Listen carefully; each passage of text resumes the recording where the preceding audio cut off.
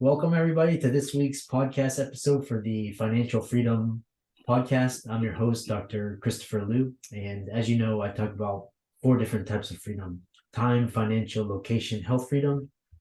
And in that light, I'm always interviewing entrepreneurs, people on the cutting edge, sharing those conversations with you. So today we have Matt Bailey, and he's a talking all about digital marketing.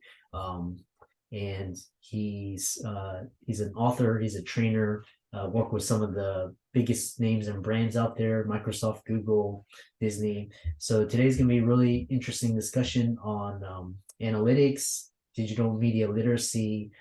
It's going to be a great conversation. So welcome, Matt, to the show. Welcome. Thank you, Christopher. I appreciate the invitation. Yeah, I know. Thanks so much for being flexible with the scheduling. Tell us more about yourself, how you got started, your company, and your business. Well, with the theme of your program, I started, let's just put it this way. I graduated college with a degree in journalism. And what that taught me was that I did not want to work in journalism. Um, so I ended up, I've always been a natural with people, and everyone has always tried to get me into sales. I ended up going into real estate. But early in my career, I start building websites because a lot of my properties were commercial, and the local paper, the local listings just weren't good enough. So I started building websites to get more attention, and it worked. I was getting, I had a few hospitality properties. I had some bed and breakfast, some office space, and it was getting viewed from all over the world. It was generating a lot of interest. And then I was getting business from it. But about a year later, I'm sitting down, I'm getting ready to work. I've got 2 hours to work on my website, and I've got 100 things to do. And so all of a sudden I stopped and I thought to myself, in this 2 hours, what's the most profitable thing that I can do? And I didn't have an answer. I didn't know if maybe adding another property, working on getting better rankings, making phone calls. I didn't know which activity would create the most, and not revenue, but profit. And so that started me on learning website analytics, how to translate those analytics into, content management, customer management, tracking my sales and all that. And about 3 months later, I had an answer, but it wasn't the answer that I thought. I looked at all the leads that I was getting, and they were all coming from search. However, I only made one sale off of 90% of my leads from search. All my other sales came from less than 10% of my leads, and those came from PR, from articles I had written and gotten published on other websites, from links that I had, advertising that I had bought on other websites. So if I just looked at just lead production, I'd have been focused on search.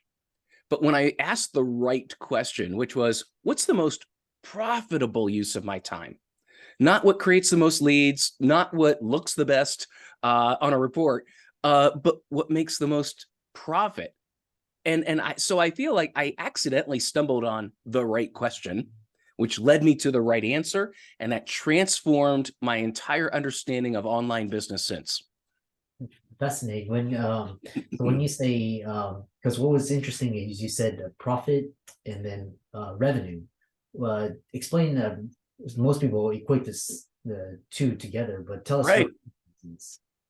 Yeah, absolutely. So revenue is the money I'm making, but if I'm not tracking profit, then I could be spending, it really comes down to how much am I making per hour. And so if I'm doing a lot of work and I'm only generating maybe $50 an hour, but when I look at my time, my costs, I could be spending upwards of $100 an hour to get $50 an hour. If I'm tracking revenue, I'm looking at that $50 an hour saying, okay, that's great. But I'm not making that much. I'm actually going through that with my daughter right now. She's an artist, and and she will spend hours on making a wonderful piece of art. Her latest was she's learning how to bladesmith. She spent probably 300 hours on a knife. And I'm trying to tell her, okay, how much is your time worth? Because now if you sell that for $800, you're breaking even. That's not profit. So profit is, what am I getting beyond what I think I'm worth per hour? Okay. Yeah, that's really fascinating. And it's really important to really understand, profit versus revenue. Oh, absolutely. Yeah. What's interesting is because you turn data and analytics into action. Tell us how you did that. The number one thing is just this, I would call it an insatiable curiosity to understand the relationships. Why does that happen? And when you approach data with that question, why is this happening? What are the influences? What makes that happen? You start to find those relationships. And so many times people produce reports. I make jokes all the time about the 100 slide PowerPoint deck that's full of charts and graphs and data points and tables. And that doesn't persuade anybody. And all you're doing is regurgitating something that I could see over here. If I log in, I'm going to see the exact same thing. What really makes people stand out is when they can see these numbers and know that, well, this seasonal trend affects this number, or this campaign that I did here, it's affecting this sales rate of this product because that's what was featured. It's when I can connect events to numbers, when I have that causality, now it's like looking at a big dashboard, and now I know what levers to pull. I know what dials to turn in order to affect the number that I want. So that's really what it is. And I love to use an example. A friend of mine was in the Navy, and he showed me a picture of the dashboard, quote unquote, in a submarine. You can't see out the window. You've got to run by dials and gauges, and not one of them tells you exactly what you need to know. It's 20 of them together that give you the information. And now you know, okay, because of that, this is the lever I pull. This is the dial I turn. That's the relationship of data to action, is learning all of those causal factors that will cause those numbers to move. Yeah. I love this idea of like the tiny, like the 0.1% in that, gigantic leaps. Um, one thing you talk about is creating a strategy to market online and how to market your business, who to trust. Tell us about that. Wow. Yeah, let me see if I can concisely put that together.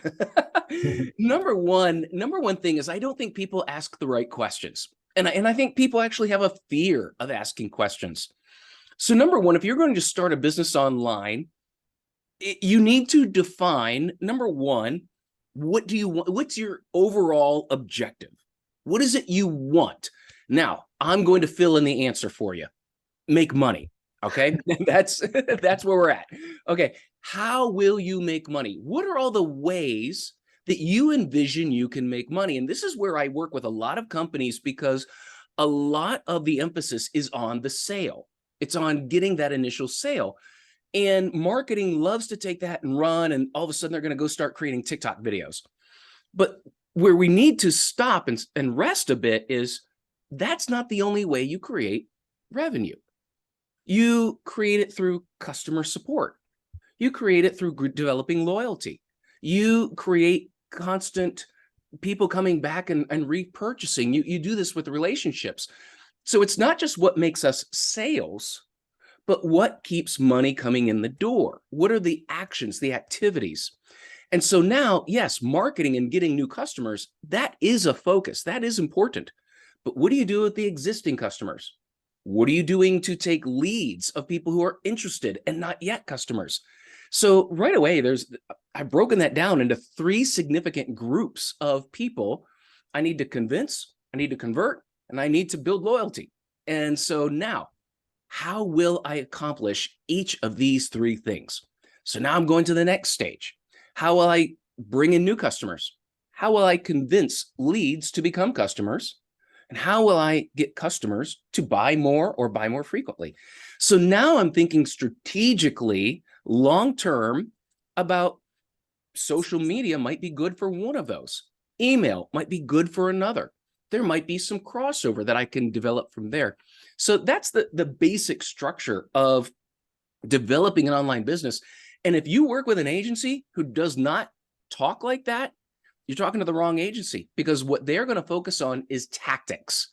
Tactics such as, we need to get you ranking, we need to get you on TikTok, we need to get your Instagram game better, because those are all tactics. And they all deal with, and a lot of times, especially agencies, love to replace strategy with tactics. And that's what they're going to report. That's what they're going to show, how many impressions you got, how many views you got. What I want to know is, how much did you sell? What, and a friend of mine always asks, how many cars did it sell? That's the bottom line. Yeah. Yeah. So, but yeah, that's the main thing is, that's quite interesting, tactics versus strategy. So, there's so many different tactics. There's SEO, social media, YouTube. How legitimate are some of these ideas, or under what circumstances or scenarios do these work well? Great question, Christopher. And that's another thing.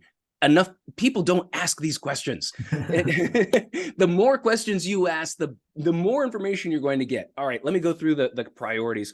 I love SEO. Search engine optimization, especially if you're building a business for the long term. SEO is one of the best investments you can make. I have websites that I worked on 20 years ago that I haven't touched them for almost 20 years, and they're still ranking well. So the return on investment on that is well paid off, and it's still bringing in new business. SEO is an investment, and you can't look at it as a direct return on investment because, like I said, you could have a 20-year return on that off of an initial 2 to 3 or 5 year investment. And what you're doing is you're investing in your website and your content to be more visible and bring people when they want you, when they're searching for you. Search, I love, because it's an active process of someone trying to solve a problem. They find your site, and if they find your site and you answer their question, they're more likely to work with you. Absolutely love search. Now, the methods of SEO, that's where you get a little tricky with some companies. Everyone's got a little flavor, but you do want to brush up on some best practices, and Google has those published on their site, so you can double check people. Social media is good for, let me put it this way, it's good for building an audience, but be careful, because the audience, you're renting the audience. You don't own the audience. The audience belongs to Facebook, belongs to TikTok, belongs to YouTube even. Unless you move them from that social media platform to your website and get their email address, get their phone number, they belong to the platform. So you can have 1 million followers, but they're not yours. You're renting them. Those followers actually belong to the social media. So use social media as a recruiting tool to bring people to your site. That's got to be your mentality, because look what's going on right now with Twitter. Look what's happening with Facebook. They're falling apart. A year ago, who would have known this? Who would have even thought about it? And so what would happen if Instagram goes away tomorrow? How will your business look? So that's where I tell people, use social media the way they use you. And that is to get their customers and bring them to you. So I absolutely love it. Investing in video right now, video rules. And what the other downside of social media is, when I post something, the most views it will get is within the 12 to 24 hours after you post, and it's done. If I put a video on YouTube, very similar to search results, it accumulates over time and the views increase. And so same thing with search engine optimization. The results right away are very low, but a year or 2 years down, it increases. And the same with video on YouTube. That's why I love that. Couple other things. Email for building loyalty, for communicating with people when you want to on your schedule, and making sure 100% of the people you send to get it. That's email. Because right now on social media, maybe 2 to 4% will see what you post on Instagram of your followers. Whereas email, people get the message I want them to get when they get it. So those are just a quick overview of some of the channels and how I prioritize them. Yeah. So that's quite really interesting because there's what's interesting is there's no best way to market. It's and what you're describing is long-term marketing, longevity, which is you're talking about all this. I know people are very interested in digital marketing. How do people follow you, contact you, visit your website? Sure. Thank you, Christopher. I appreciate that. Sitelogic.com, and it's SITE. SiteLogic. I've got a podcast as well, but I also have training courses for people who want to learn digital marketing, who want to become certified in it. I also have a couple of courses on how to understand analytics. If you want to apply analytics to your website, your online business, and very soon I'll be offering a business builder course. So for the professionals, I've got a certification, but I'm going to strip it down and give the business builder course just what you need to build your business online. So yes, thank you, Christopher. And for all the listeners out there, all of Matt's resources will be in the links and show notes. Really, always been fascinated with digital marketing and using the internet. It's been a great discussion. Be sure to check out Matt's resources. And thanks so much for coming on to the show. Thanks again, Christopher. I appreciate it.